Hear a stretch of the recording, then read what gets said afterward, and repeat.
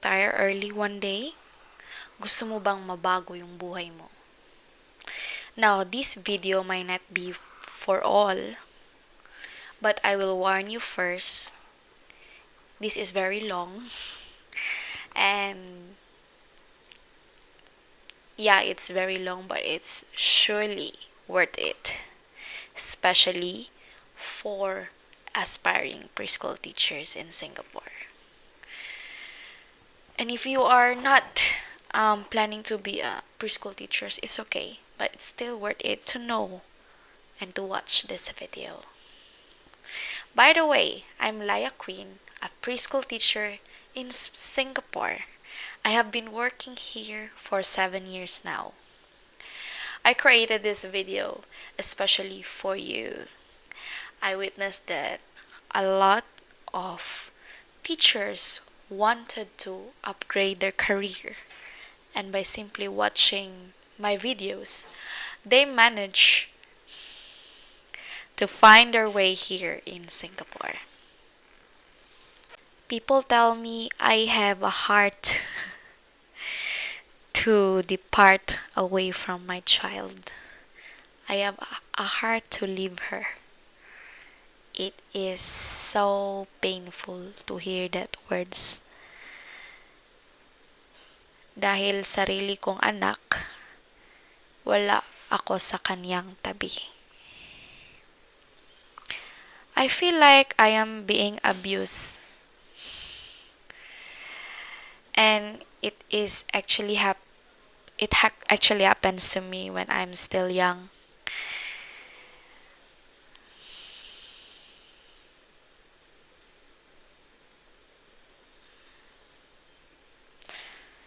Since I'm young, I actually work hard for my family, and I feel abused because until now I am still working hard for them. The worst thing is I sacrifice being with my child just to sustain my family needs.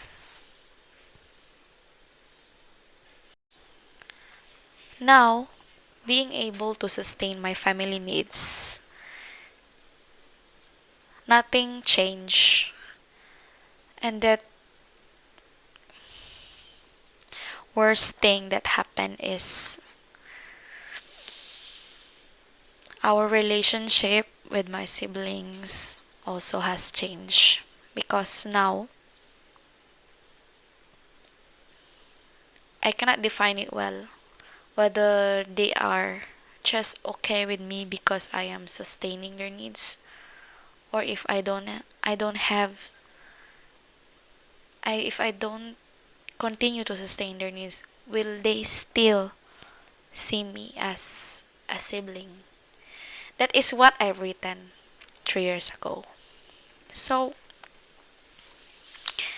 those are the negative thoughts that comes in my mind, and I actually journal it because according to psychology therapy, when you are going through a depression, you have to journal your negative thoughts so you can think through it. So let's go back to the topic. Now let's go back to the topic.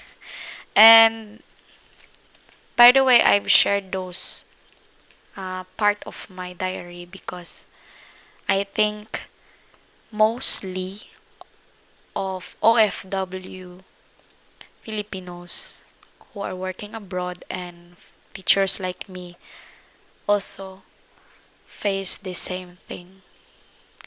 They choose to sacrifice away from their family just to sustain their needs. And the worst part is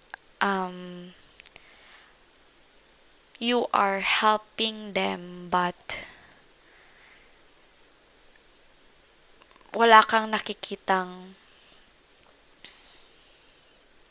it doesn't turns out good, okay? Wala kang nakikita sa lahat ng pinaghirapan mo. Yung umabot ka na lang sa time na stop ka na, mag-early retire ka na kasi umabot ka na ng 50s, 60s, tapos pagka-stop mo na, wala kang nakita sa iyong pinaghirapan sa ilang taon. It feels like being wasted. And it's so sad to know na nangyayari po yan. Nangyayari yan sa mga kapwa natin OFW. Until nag-stop sila, wala silang natago, wala silang nakita.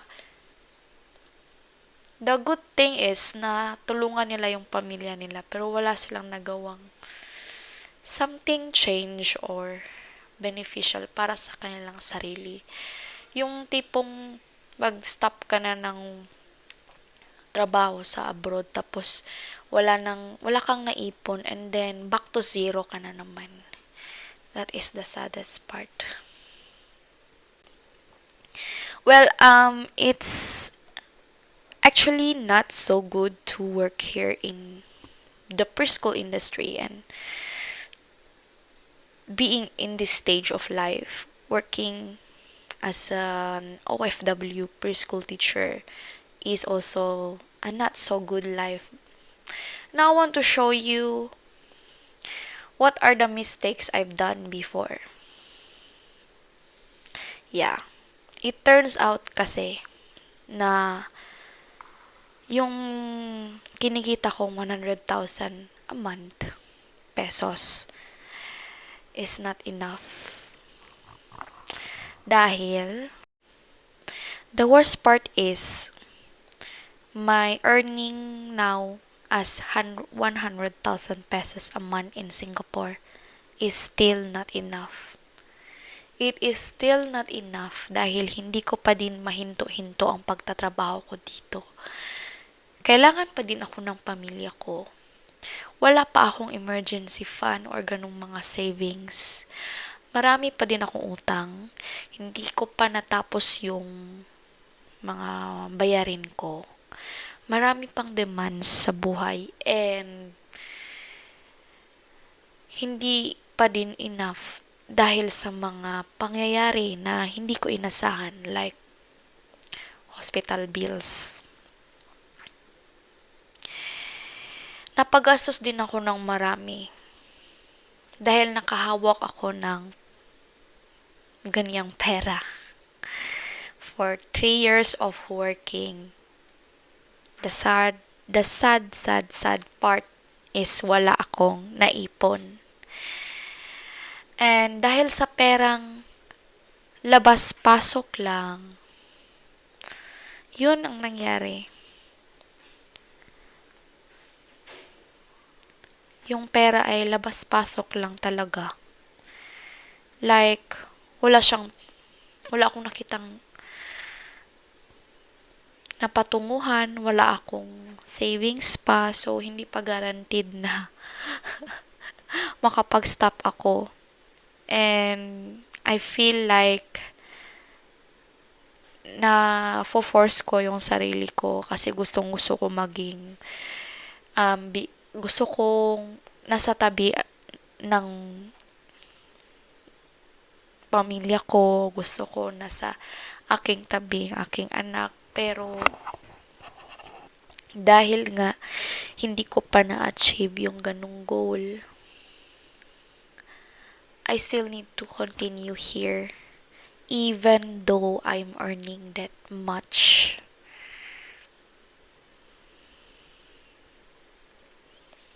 Yeah, I am earning that much, but I did not know how to handle my money before. And some of my mistakes that I've done from the past are like,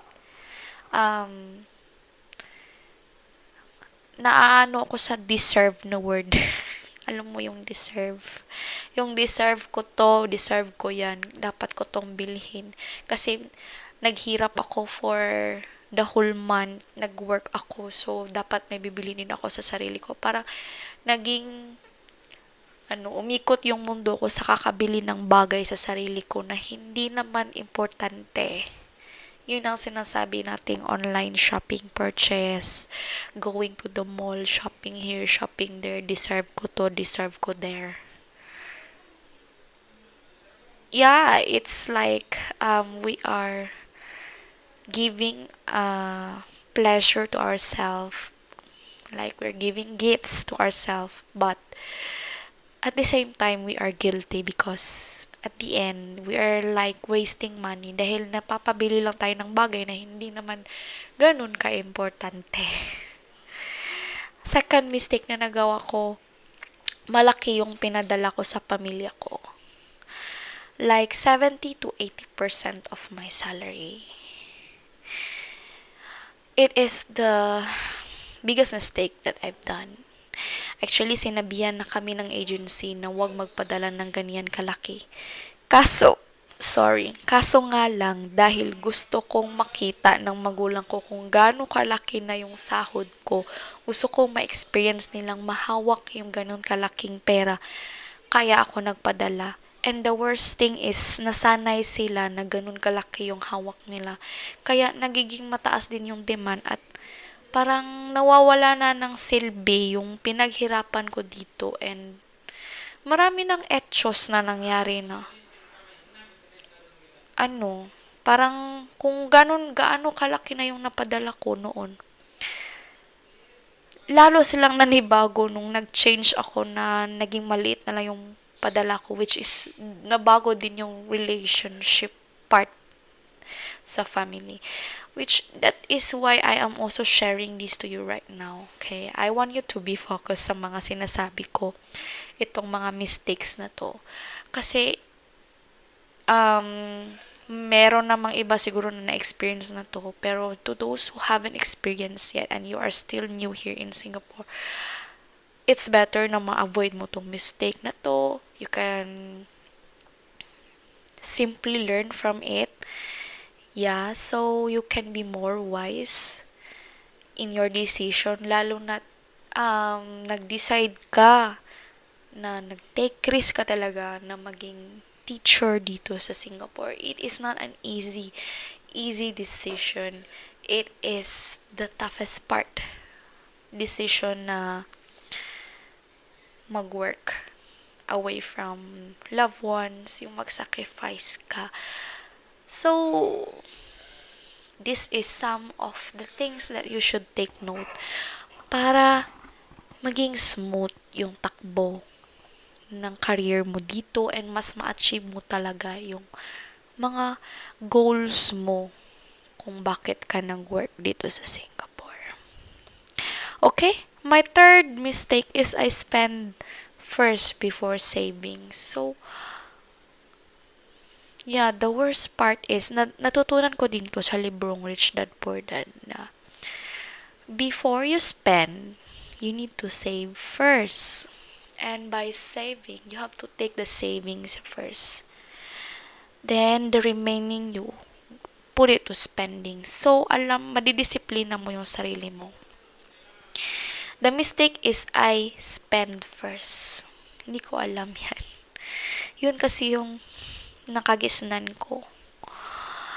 Yung tipong gastos lang ng gastos until na kung ano na lang matitira, yun na lang ang isi-save. The worst thing is hindi na ma-save dahil mga 1 week na lang wala nang maubos na yung pera and I have still days to wait para naman sa sahod na next. Yeah, so it's important to take note din na gawin mo yung opposite. Save first, then spend. Okay? So mag-save ka. Let's say for this month, you can save 30% of your salary. So, yung remaining na amount, pwede mo na yung i-spend. Like, pangbayad sa bahay mo, pangbayad sa gasto sa pagkain mo, sa transportation, and whatever you want to spend and to send to your parents or your family. At the same time, na-disiplina mo na yung sarili mo, na-save mo na, meron ka nang natabing pera. So, yun yung good side. Yun yung dapat nating gawin. Okay, mga teachers. Okay, now the fourth thing is no insurance. I think these mistakes, I already say it many times from my other videos, and kasi nakikita ko kasi na maraming teachers ang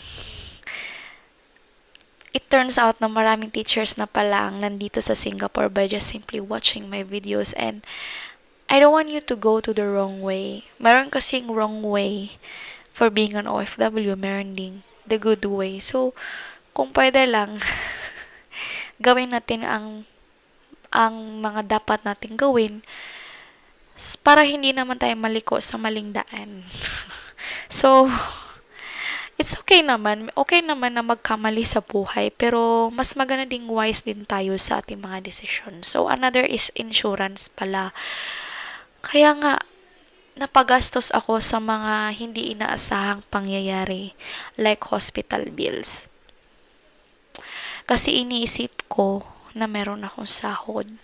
So, hindi ko alam kung gaano ka-importante yung insurance. And, kung meron lang akong insurance nung time na yun, hindi ako masyadong mapapagastos talaga ng marami sa hospital bills. And, I think meron akong income, I mean savings na nakita until now. I think malaki na yung savings ko. But because of I don't have insurance, so, wala. Back to zero again. Like, yung tipong nag-ipon ka na, and then may nangyaring hindi inasahan. Oo, nakatulong tayo, but the worst part is, nawala na naman yung ipon kasi napunta sa insurance. Another mistake that I have done is nagpa-construct ako sa bahay. Napaka-dreamer ko kasi. Kasi yung plano ko talaga from the start ng pag-work ko dito, yung plano ko is, syempre, ano pa ako noon, single pa, char. Meron akong jowa noon na. Yun nga, ang plano ko from the start is to retire early. Pero hindi ko alam kung paano nga i-manage yung pera ko. So, ang ending, wala akong na-save. Gusto kong may makita ako sa salary ko. So, yung nangyari, nagpa-construct ako agad sa bahay na walang right plan. And, yun nga, gastos lang ako ng gastos, send lang ng send. Walang right plan. Like, naubos agad yung budget ko. Wala sa tamang budget at plano. So, kung meron kang plano from the start, you should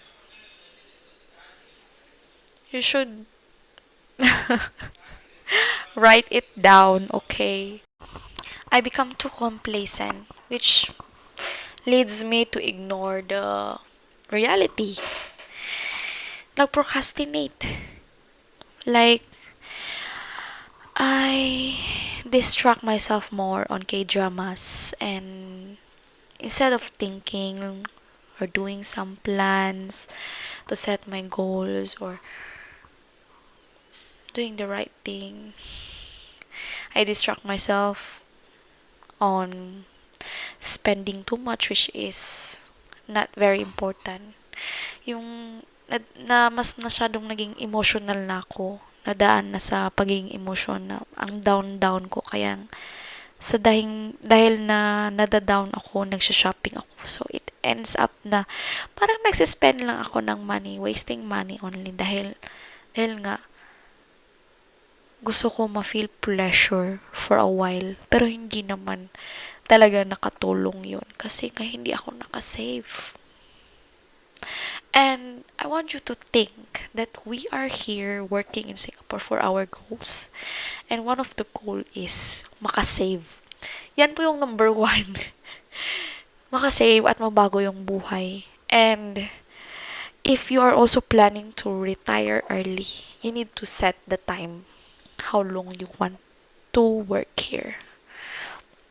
Yeah. Comfort is the worst enemy. And na-realize ko, kailangan kong pagtuunan ng pansin ang buhay ko. A lot have laughed at me recently because I am too serious with my life. It is silly to think it's right, yeah. Nakakatawa naman pag-isipin na masyado ako seryoso sa buhay ko. Pero buhay po natin to. We are spending time here. Every second counts, every hour counts, every day counts. And we don't give our time for nonsense thing, okay? Ang pag-love po sa sarili ay ang pagbigay po ng tamang oras sa sarili din. To spend your time well. Here. Hindi po biro ang magsekripisyo na hindi kasama yung anak, especially if you already have a child. Hindi po biro ito lahat. We are also human. We also need love connection, human connection, okay? And being alone also is not okay. The only good thing is you have the time to learn better, to improve your life, to change your life. But it doesn't mean you have to stay here for long until the end of time. Just think the right thing na ang criticism ng ibang tao, lalo na't pag masyado kang seryoso sa buhay, their criticism does not define where you are going to. We are here for our dreams, and let's not get distracted to do the nonsense thing. Okay? Let's focus on our dreams, and by having in our path to our dreams, we need to keep going, keep learning, and we have to enjoy the process.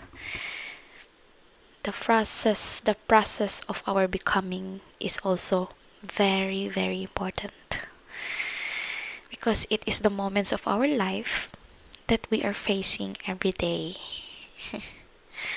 Yeah. Always remember, we need to face the reality instead of ignoring it and procrastinating because it does not help at all. Yeah. If you really love yourself, give yourself a ticket to freedom. Wait. So, if you are still not a preschool teacher, you are an aspiring one, you are still lucky because you found this video, please visit my channel, okay? If you want to be a preschool teacher in Singapore, visit my channel. I have so much information there for you that is very helpful on how to apply and how to become a preschool teacher here in Singapore. I am here for you, okay? Feel free to visit my channel, my Facebook, okay? And feel free to message me. I am willing to respond to you on my most available time. Lastly, if you are already in Singapore, please let me know. It's a great pleasure for me to serve you, and it helps a lot, okay? I will be more motivated. Let's just help each other. Just share this video if you want someone to know about this opportunity.